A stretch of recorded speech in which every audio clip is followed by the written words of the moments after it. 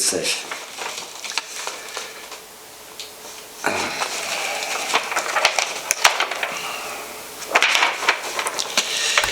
Ich verlese hiermit eine eidesstattliche Erklärung. Das, was da im ersten Teil vorgekommen ist, war nicht echt. Ja, verzeiht's mir bitte, aber was dieser Vollkoffer da im ersten Teil da anmoderiert hat, das war alles ein Blödsinn. Es gibt keine Echsenwesen von einem anderen Planeten und auch keine Impfstoffe aus einer Regenrinne. Und wir haben auch keine Forschungsreise gemacht, das war alles ein Fake. Aber dieser Vollkoffer, dieser Wappler, wieso haben wir den eigentlich engagiert? Naja, er war billig. Ja, aber zum Glück ist dieser Vollkoffer schon in die Psychiatrie eingeliefert worden. Weil wer weiß, was der euch noch alles erzählt hat. Dass der flach ist oder was weiß denn ich. So ein Schwurbler, der hat ja einen... Aber ich erzähle euch jetzt, wie es wirklich war. Ja? Die Alice und ich, wir haben Urlaub gemacht, ganz normal. Was allerdings schon wahr ist, es war verdammt kalt. Und die Finnen und Finninnen, die Finnen und Finninnen,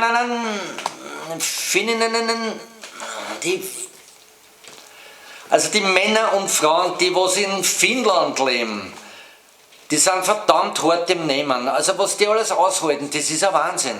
Und das schaut sich jetzt bitte an. Aber zieht sich was an, weil es wird gleich eisig. So, warum sage ich immer so? Es ist, nein, nicht so, anders.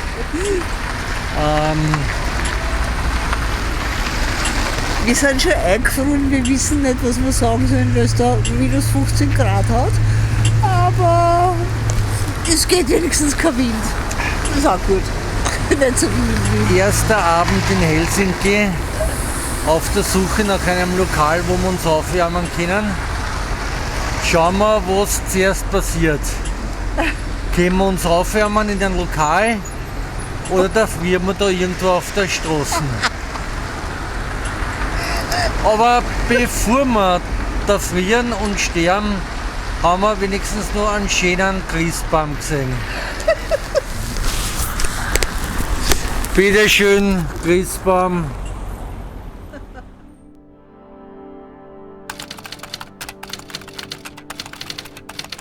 Nachdem wir Tallinn abgehakt haben, wollten wir uns die finnische Hauptstadt Helsinki anschauen. Na, ist ja gleich ums Eck. Also eine in die Fähre und ab geht die Post. Oder? Der Warteraum, oder besser gesagt der Wartesaal, ist krammelt voll. Es geht dann nichts weiter. Also gibt es dann nur mehr die echt original Wiener Methode, dass da endlich ein bisschen was sich in Bewegung setzt. Zweite Kasse bitte. Na bitte, geht ja. Wir Wiener wissen halt, wie es geht.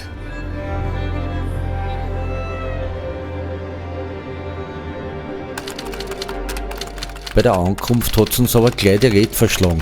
So kalt war es dort.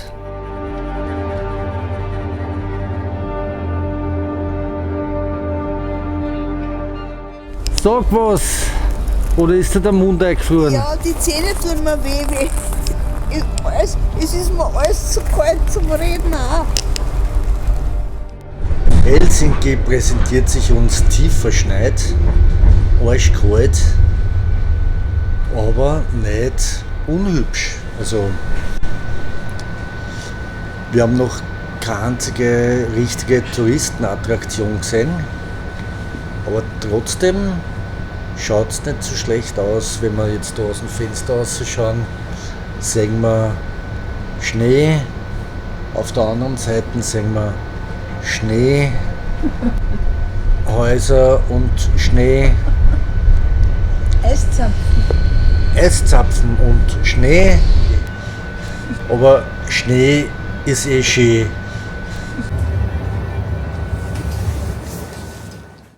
Für Anfänger im Schnee, denen der Schnee zu tief wird, für den haben wir da einen Rettungsring installiert. Schnell um Hilfe rufen. Nur leider Gottes weiß ich jetzt nicht, was Hilfe auf Finnisch heißt. Das ist die berühmte Markthalle. Da werden wir dann später was haben gehen. Hab eh schon Hunger. Aber zuerst müssen wir noch ein bisschen Frostbeulen kriegen, damit wir uns das Essen redlich verdienen.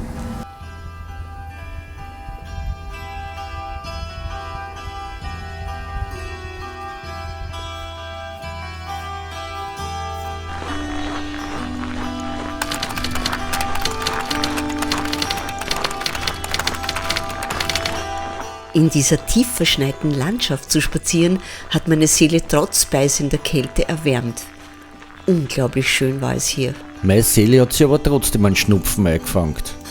Na, nicht lachen. Das war ein richtiger Männerschnupfen. Tödlich. So Köden haben wir Wiener noch nie erlebt.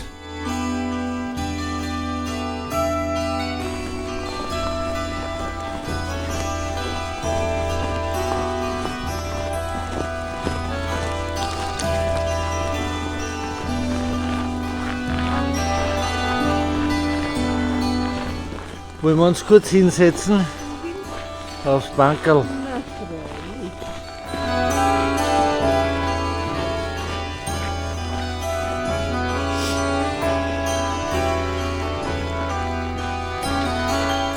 So, da sind wir schon beim Meer. Da kann man eistauchen gehen.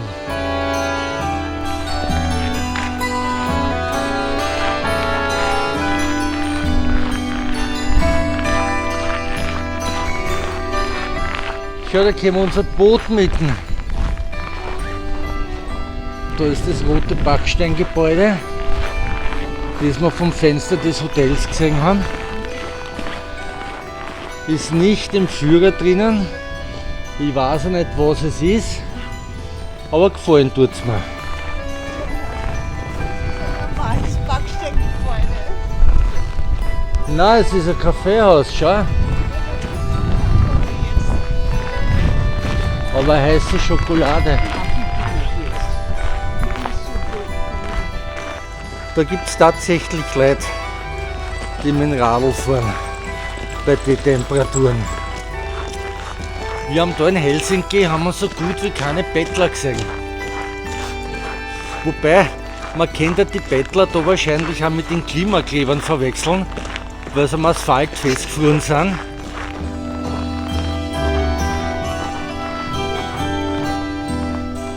So, die nächsten Aufnahmen sind nicht jugendfrei.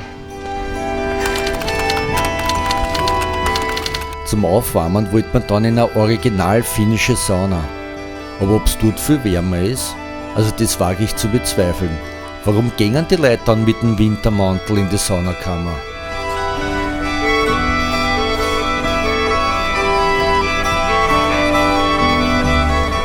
Das ist jetzt für die Hardcore-Finnen. Das Wasser hat -1 Grad. Nicht einmal, wenn du mir Pistolen anhältst, hupfe ich da rein. Meine Hochachtung. Das sind für mich echte Helden.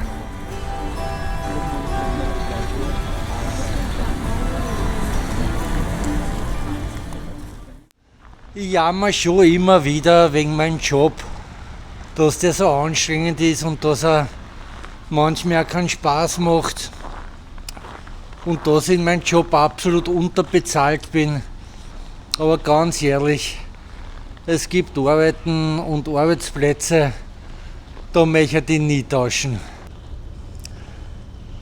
Bei -8000 Grad da herumstehe, das war nicht meins.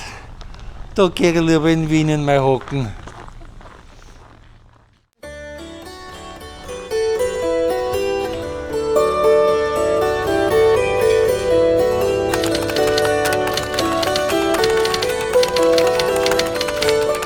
In der alten Markthalle haben wir uns nicht nur aufgewärmt. Das Bauwerk, das 1888 eröffnet wurde, steht heute unter Denkmalschutz und wurde 1999 komplett renoviert. Wir haben dort auch gut schnabuliert, wie man auf Wienerisch so schön sagt. Ja, dort gibt's allerhand zum Habern. Hauptsächlich finnische Schmankerl, wie zum Beispiel Rentiersuppe.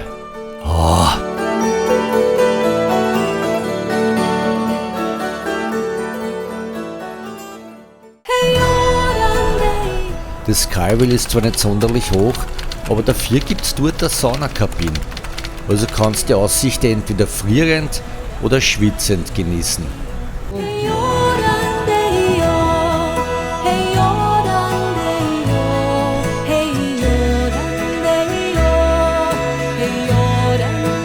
Der evangelische Dom ist das Wahrzeichen der Stadt und wurde nach 22-jähriger Bauzeit 1852 fertiggestellt. Also ich bin überzeugt davon, die haben die Kirchen nur deshalb weiß lassen, damit es besser zum Schnee passt. Das ist der Senatsplatz und er befindet sich direkt im Zentrum von Helsinki. Und im Zentrum vom Platz ist das Denkmal von dem russischen Zaren, Xandl II. Gestern haben wir noch gejammert, dass es so kalt ist und dass wir gleich da frieren und überhaupt. Heute ist alles ganz anders. Wir sehnen uns nach gestern zurück. Ja, aber heute ist noch viel kälter.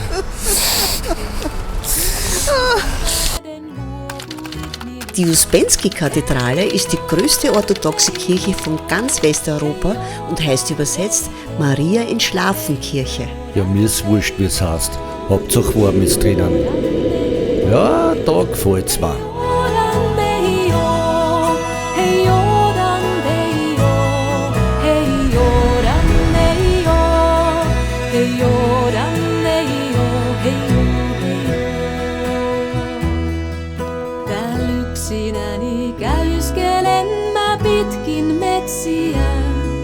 Ja tällä lailla lohdutusta koitan keksiä. Sun Freya, Freya, Gehen wir schnell weiter zur nächsten Kirche. Das ist viel billiger wie beim Wirten. Das hier ist eine der berühmtesten Sehenswürdigkeiten von ganz Helsinki. Ist toll, oder?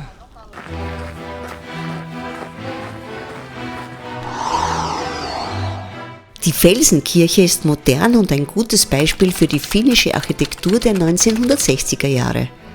Sie wurde in einen Granitfels hineingebaut.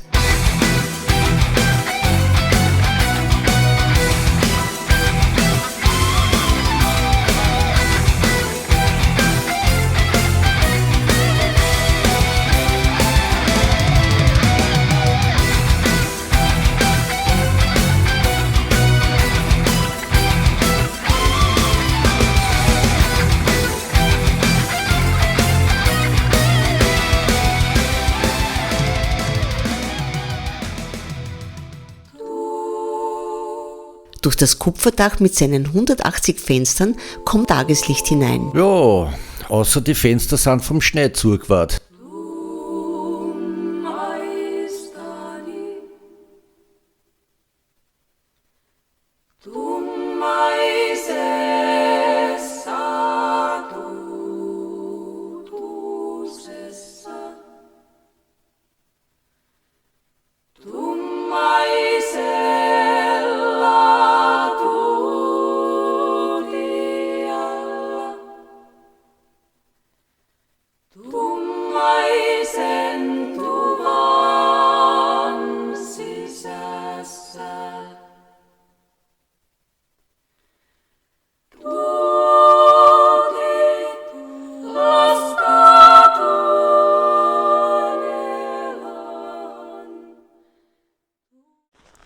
Laut einer Umfrage sind die Finnen das glücklichste Volk auf der ganzen Welt.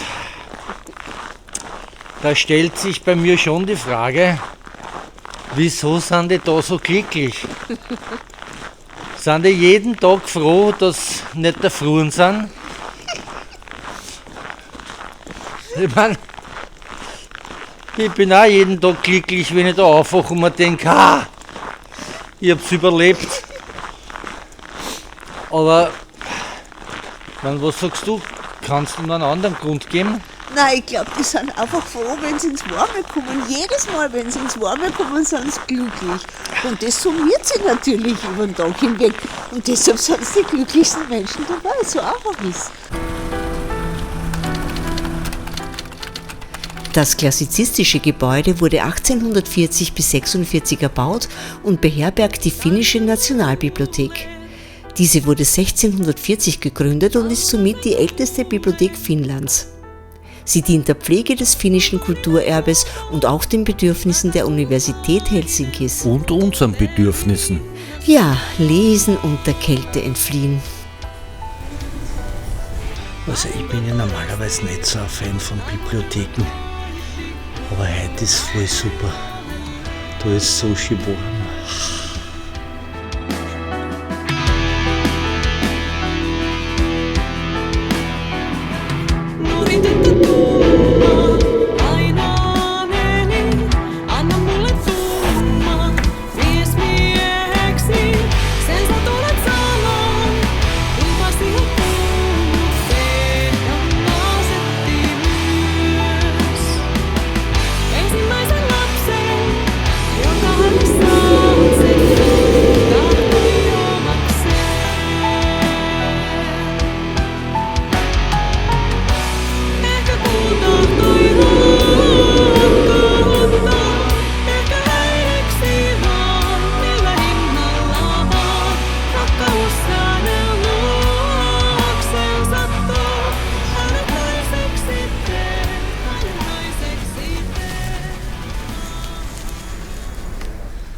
Also bei unseren Reisen stellen wir uns immer wieder essentielle Fragen.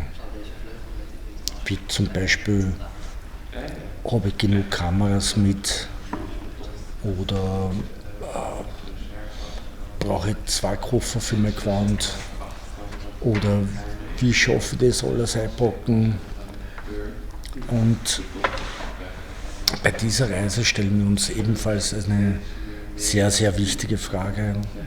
Andere fragen sich, gibt es ein Leben nach dem Tod? Wir fragen uns, gibt es ein Leben unter minus 20 Grad?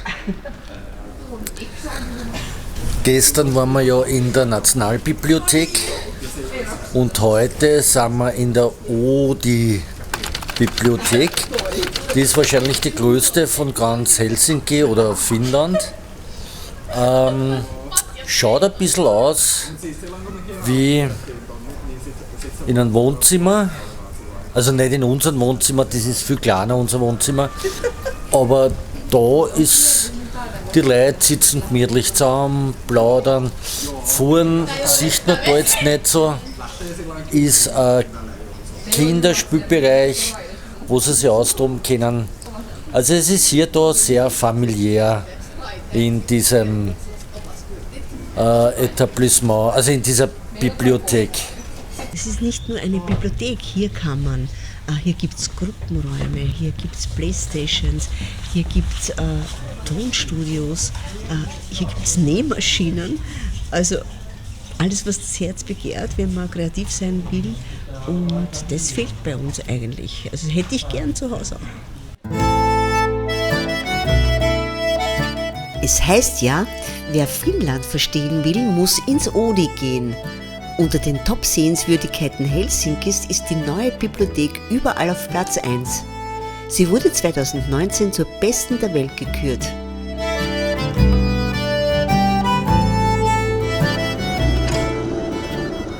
Wie das bei uns so ist, wir sind ja nicht auf den Mund gefallen, haben wir gleich mit so ein paar Finnern sind wir ins Gespräch gekommen, haben mit denen palavert und die Alice hat einen von denen gefragt, wie es ihnen so geht damit bei diesen harten Wintern, die es da gibt.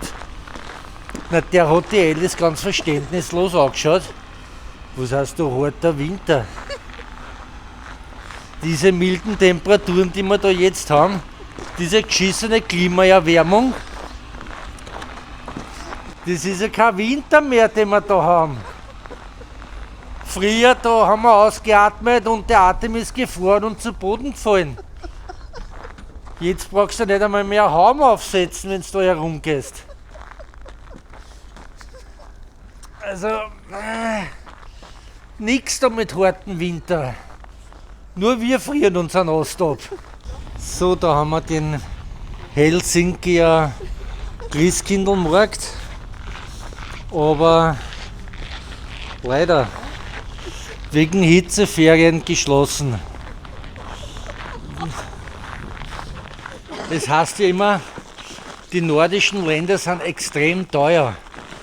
Ich finde gar nicht, dass die Speisen und Getränke da so teuer sind. Aber da man sich alle 10 Minuten aufwärmen gehen muss und alle 10 Minuten einen Glöcki, also einen finnischen Glühwein oder eine heiße Schokolade oder sonst irgendwas trinken muss, das summiert sich dann schon. Richtig, das summiert sich. Und deshalb kommt das so teuer. Deshalb ist es gut, dass wir morgen fortfliegen, weil sonst waren wir schon bankrott. Ja, da kann man wirklich sagen, da ist noch so viel Monat am Ende des Geldes übrig. Aber wurscht. Hoffentlich ist noch genug Speicherkarten übrig für den Plätzchen, den ich da verzapfe.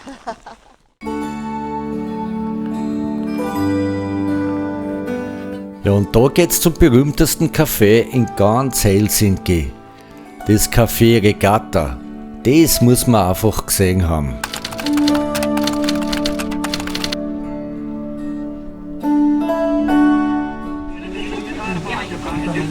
Das ist nicht so schlecht.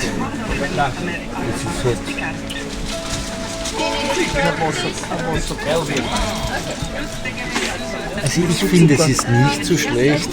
Er wärmt innen und außen wärmt uns die Wärme hier drinnen. Die zwei waren leiwand. Das waren die einzigen, die da keinen Wirbel gemacht haben. Bravo. Es ist nur schade, dass die zwei so zeitlich gegangen sind, weil denen hätte ich noch stundenlang zuhören können.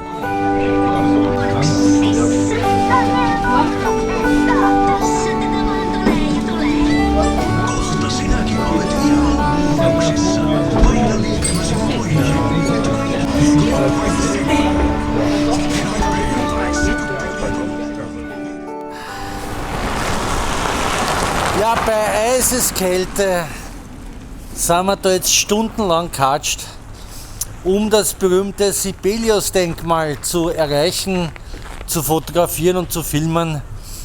Und da sind wir jetzt und jetzt zeigen wir euch das Sibelius-Denkmal.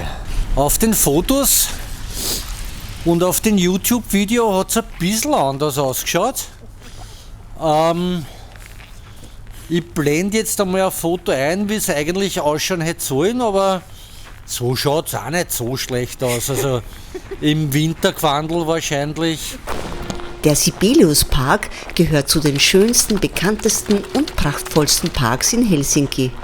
Die Felsen und Birken erinnern an das Lappland. Uns hat es aber nur daran erinnert, dass wir zu wenig angezogen haben. Ich hab gefroren wie ein Schneider. Ein Wahnsinn.